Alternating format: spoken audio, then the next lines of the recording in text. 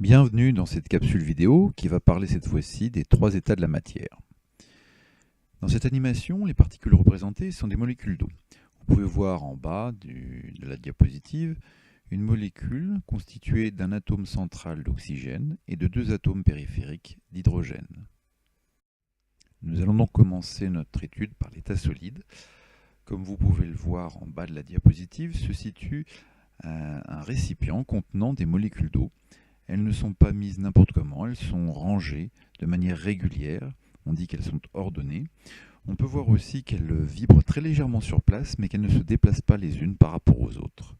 C'est pourquoi on note que les molécules sont proches, qu'elles se touchent, et que les molécules sont ordonnées. Elles ne se déplacent pas, elles restent à leur place. On pourrait les numéroter, et les numéros ne changeraient pas de place. Les molécules sont très fortement liées entre elles, ce qui veut dire qu'elles ne se déplacent pas, elles restent à leur place. Et lorsque vous prendrez une molécule, les autres viendront avec. C'est le cas par exemple lorsque vous saisissez de la glace, un morceau d'eau solide, l'ensemble du morceau vient dans votre main. Conséquence à notre échelle. Eh bien, les solides forment un bloc, ils ont une forme propre. Propre au sens qu'ils conservent leur forme. Les solides peuvent être saisis avec les doigts, ils ne s'échappent pas, ils ne coulent pas à l'intérieur de nos doigts, on peut les prendre. Nous venons donc de voir l'état solide, et que se passe-t-il si nous augmentons la température de chacune des molécules, c'est-à-dire si nous fournissons de l'énergie aux molécules? Alors ici vous avez le soleil qui apporte donc de l'énergie thermique, c'est-à-dire une forme de chaleur. Les molécules s'agitent et quittent leur position parce qu'elles récupèrent de l'énergie, elles augmentent leur mouvement. Elles vibrent non plus sur place, mais elles vont même se déplacer les unes par rapport aux autres. C'est ce qu'on appelle l'état liquide. Cette fois-ci, on voit que les molécules ne sont plus vraiment ordonnées, elles vont glisser les unes sur les autres dans le récipient. Alors, que dire justement de ces molécules? C'est qu'elles sont proches les unes des autres, donc elles se touchent toujours, comme à l'état solide. Néanmoins, elles vont pouvoir se déplacer les unes par rapport aux autres. Donc cette fois-ci, elles sont dans un état dit désordonné, puisqu'elles ne peuvent plus être numérotées, et leurs numéros ne resteraient pas en place. Elles vont donc bouger les unes par rapport aux autres. Les molécules sont peu liées entre elles, et peuvent se déplacer les unes par rapport aux autres. C'est pourquoi si vous en prenez une, les autres ne viendront pas avec vous. C'est le principe de se laver les mains, l'eau liquide coule sur vos mains, et vous ne pouvez pas attraper l'ensemble de l'eau, puisqu'elle finit toujours par s'échapper. Conséquence à notre échelle, le liquide prend la forme du récipient dans lequel on le place, il n'a pas de forme propre. Le liquide coule entre nos mains, quand on se lave les mains par exemple.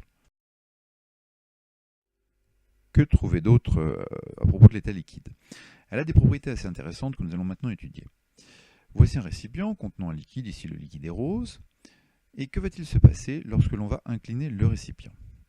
Alors on le monte, il s'incline, et que fait le niveau du liquide? Eh bien le niveau reste parallèle à l'horizontale, ou encore perpendiculaire à la verticale. Voilà un autre flacon, d'autres flacons. Lorsqu'un liquide est au repos, sa surface libre est plane et horizontale. Plane veut dire donc une ligne droite, horizontale, parallèle horizontale, ou encore perpendiculaire à la verticale. Alors nous étions donc avec l'état liquide.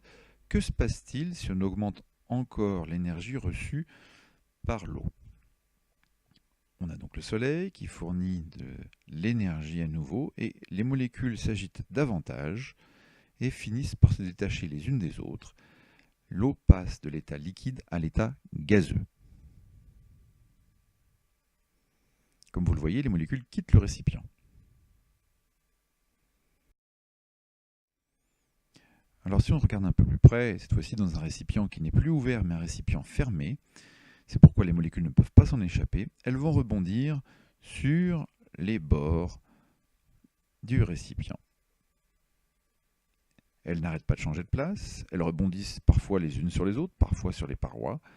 Elles ne sont ni ordonnées, elles ne sont ni proches, elles sont espacées et très désordonnées.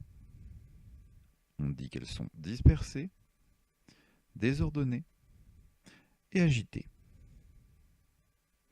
Que se passe-t-il pour notre échelle? Un gaz occupe toute la place qui lui est offerte. par exemple, un gaz lacrymogène qui explose à côté de vous finira par incommoder toutes les personnes dans un certain périmètre, et puis encore plus tard, dans un périmètre encore plus large, parce que le gaz va se diffuser dans toutes les directions. Un gaz s'échappe d'un récipient vert. Il suffit d'ouvrir donc cette bombe lacrymogène pour libérer le gaz qu'il contient à l'intérieur. Merci d'avoir suivi cette capsule vidéo et nous nous retrouverons bientôt pour un nouveau cours.